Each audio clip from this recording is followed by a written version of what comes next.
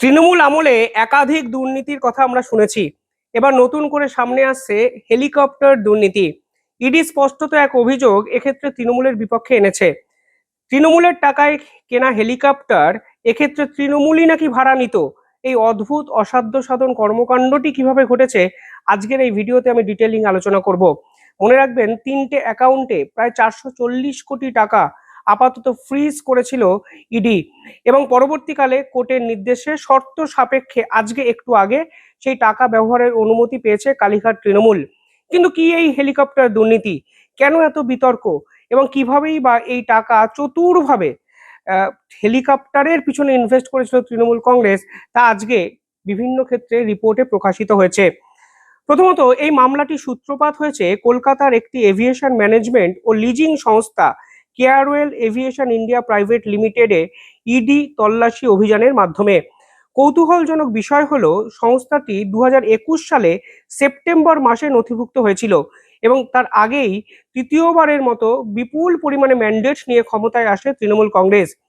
ED তাদের বিবৃতিতে দাবি করেছে যে 2023 সালে এপ্রিল থেকে 2026 সালে জুনের মধ্যে তৃণমূলের ব্যাংক অ্যাকাউন্ট থেকে এই কেয়ারওয়েল এভিয়েশন অ্যাকাউন্টে প্রায় 160 কোটি টাকা ট্রান্সফার করা হয়েছিল। আর এরপর সংস্থাটি খুব তাড়াতাড়ি দ্রুততার সঙ্গে প্রায় 82.69 কোটি টাকা অন্যত্র একটি সদ্য প্রতিষ্ঠিত গজিয়ে ওঠা অ্যাকাউন্টে ট্রান্সফার করে দেয়।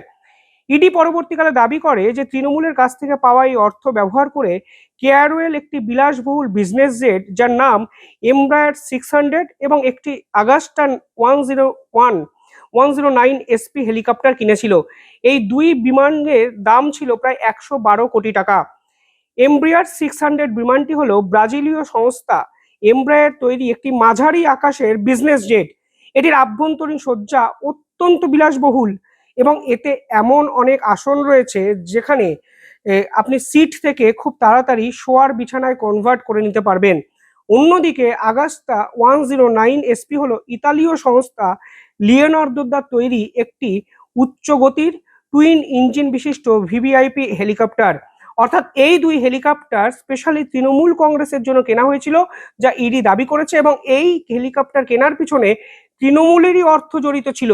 পরবর্তীকালে দেখা যায় তৃণমূল নাকি এই দুই হেলিকপ্টার ভাড়াতে নিয়েছে। অর্থাৎ আপনি নিজের টাকা একটি গাড়ি কিনলেন, অথচ আপনি অডিটে দেখালেন সেই গাড়ি আপনি ভাড়াতে ব্যবহার করছেন। ফলে এই যে ভুলভুলাইয়া জিনিস, তা ইডি কোনোভাবেই সমাধান সূত্র খুঁজে পায়নি, এবং এর পিছনে একটা মানি ট্রেল বা আর্থিক দুর্নীতি জড়িত আছে, তা ইডি কিন্তু বোঝানোর চেষ্টা করছে। ইডি জানতে পেরেছে যে 2023 সাল থেকে যে হেলিকপ্টার কেনার জন্য এত বারবারন্ত শুরু হয় তৃণমূল কংগ্রেসের, তার টাকাটা আসে বিদেশের একটি দ্বীপ থেকে, এবং সেখানে কেম্যান দ্বীপপুঞ্জের একটি কোম্পানির কথা উঠে আসে, যেখান থেকে তৃণমূল কংগ্রেস প্রায় 16 কোটি টাকা সংগ্রহ করেছিল।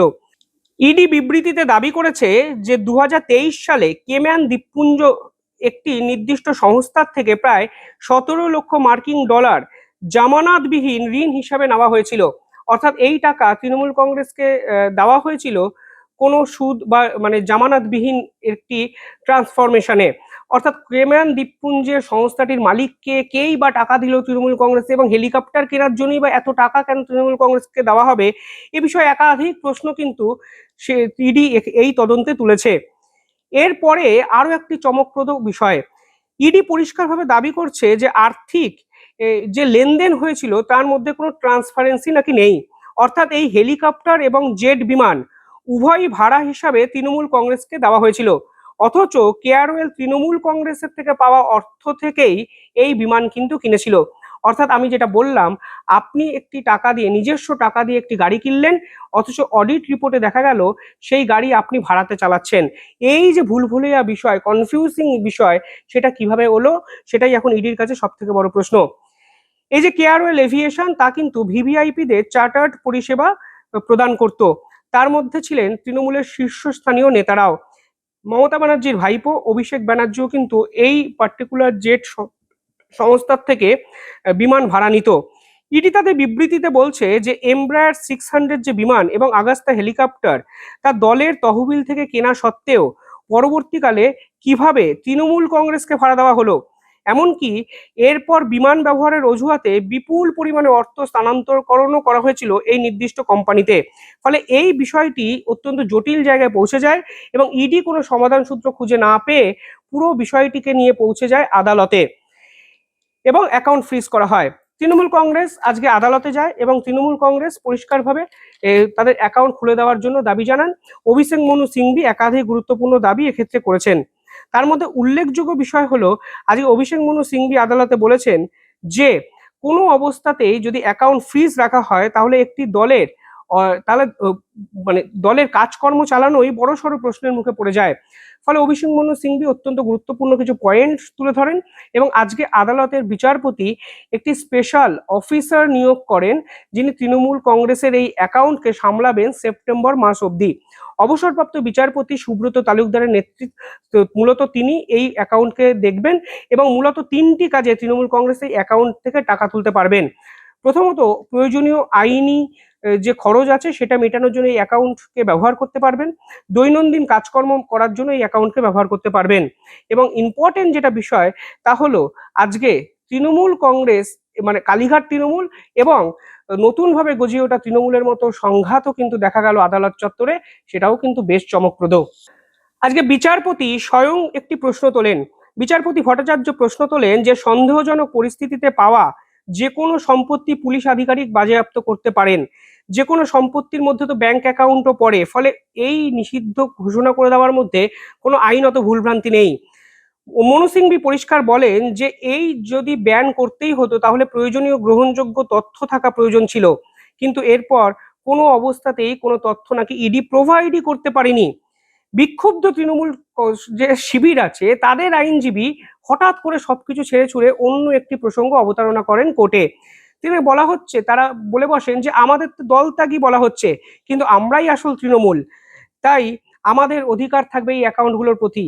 অর্থাৎ এই অ্যাকাউন্টে অন্য কোথা থেকে টাকা আসছে কি আসছে না সে বিষয়ে বলার অধিকার একমাত্র থাকবে ঋতব্রত তৃণমূলের। কিন্তু বিচারপতি আবার পাল্টা বলেন, এখন আপনাদের অবস্থানই তো সুযোগ সন্ধানীদের মতো বলা হচ্ছে। নির্বাচন কমিশনের বিষয়টি এখন পুনর্বিবেচনা করা হচ্ছে এবং আদালত এই মুহূর্তে এই বিষয়ে কোনো সিদ্ধান্ত নেবে না যে কে আসল তৃণমূল। অর্থাৎ এখানে পুলিশের পদক্ষেপ সঠিক কিনা সেটাই দেখা হবে। কে আসল তৃণমূল সেটা বিচার করার দায়িত্ব নির্বাচন কমিশনের। অর্থাৎ অ্যাকাউন্ট ফ্রিজ হলো তৃণমূলের, অ্যাকাউন্ট ছাড়ানোর জন্য কালীঘাটে তৃণমূল গেল আদালতে। আদালত একজন স্পেশাল অফিসার নিয়োগ করলেন সেপ্টেম্বর মাস অবধি, অথচ বিক্ষুব্ধ তৃণমূল বলছে কালীঘাটের তৃণমূলের কথা শোনা যাবে না, তারাই আসল তৃণমূল। এই অ্যাকাউন্ট যদি খুলেও দেওয়া হয় তাহলে এক এবং একমাত্র অধিকার এই অ্যাকাউন্টকে ব্যবহার করা থাকবে ঋতব্রত গোষ্ঠী তৃণমূলের। রাজ্যের আইনজীবী সলিসিটর জেনারেল তুষার মেহতা আবার জানান যে ব্যাংক অ্যাকাউন্ট ফ্রিজ করার আগেই একাধিক ব্যক্তির বিবৃতি মিলেছিল। অভিযোগপত্র দায়ের হওয়ার সঙ্গে সঙ্গেই তিনজনের বয়ান রেকর্ড করা হয়। তথ্য প্রমাণ ছাড়া কোনো অবস্থাতেই ব্যাংক অ্যাকাউন্ট ফ্রিজ করা যায়নি। বিচারপতি পাল্টা প্রশ্ন তোলেন যে পুলিশের কাছে ৭০টি অভিযোগ থাকতে পারে, কিন্তু ব্যাংক অ্যাকাউন্ট থেকে ডেবিট বন্ধের মতো পদক্ষেপ করার মতো প্রাসঙ্গিক তথ্য কোথায়? অর্থাৎ পুরো বিষয়টাই এখন তদন্ত সাপেক্ষ একটি বিষয়ের জায়গায় কিন্তু ফের পৌঁছে গেল এবং বিচারপতি স্পষ্ট বলেন এই ব্যাংক অ্যাকাউন্টের উপর বিদ্রোহী গোষ্ঠীর কোনো দাবি এই মুহূর্তে প্রতিষ্ঠিত হয় না। ইম্পর্টেন্ট বিষয়, অভিযোগে তারা এমন কোনো দাবি এই মুহূর্তে তারা তোলেননি এবং অ্যাকাউন্ট পরিচালনের কোনো অধিকার এই মুহূর্তে ঋতব্রত তৃণমূলের হাতেও আপাতত দেওয়া যাবে না। ফলে সব মিলিয়ে আজকে আদালতে এক নজিরবিহীন চিত্র আমরা দেখতে পেলাম, যেখানে অ্যাকাউন্ট ফ্রিজ হওয়াকে কেন্দ্র করেও আদালত চত্বরে বিচারপতি ভট্টাচার্যের সামনে কালীঘাট তৃণমূল এবং ঋতব্রত তৃণমূলের আইনজীবী সংঘাতে জড়ালেন। রাজ্যের আইনজীবী বললেন এই পুরো বিষয়টির মধ্যে অত্যন্ত কনফিউজিং কিছু বিষয় আছে, তদন্ত হওয়া প্রয়োজন, অ্যাকাউন্ট ফ্রিজ করে রাখা উচিত। বিচারপতি ভট্টাচার্য আপাতত একটু স্বস্তির বাণী শোনালেও এই স্বস্তি কতদিন কালীঘাটের তৃণমূলের কাছে থাকে তা কিন্তু দেখার বিষয়। তবে একটা হেলিকপ্টারকে কিংবা একটা জেট বিমানকে কেন্দ্র করেও যদি এই ধরনের আর্থিক দুর্নীতির অভিযোগ ওঠে, সাধারণ মানুষ তো প্রশ্ন তুলবেন যে আর বাকিটা কি থাকলো? আমফান থেকে শুরু করে ত্রিফলা আলো সমস্ত জায়গায় দুর্নীতির সঙ্গে সমর্থক হয়ে জড়িয়ে যাওয়া তৃণমূল এখন হেলিকপ্টার এবং প্লেন বা জেট সেখানেও তাদের নাম জড়িয়ে ফেললো দুর্নীতি ইস্যুতে। শেষ কোথায়? প্রশ্ন রাখলাম, কমেন্টে জানাবেন আপনারা কিভাবে দেখছেন পুরো বিষয়টি। দেখতে থাকুন ইন্ডিপেন্ডেন্ট বেঙ্গল। ধন্যবাদ।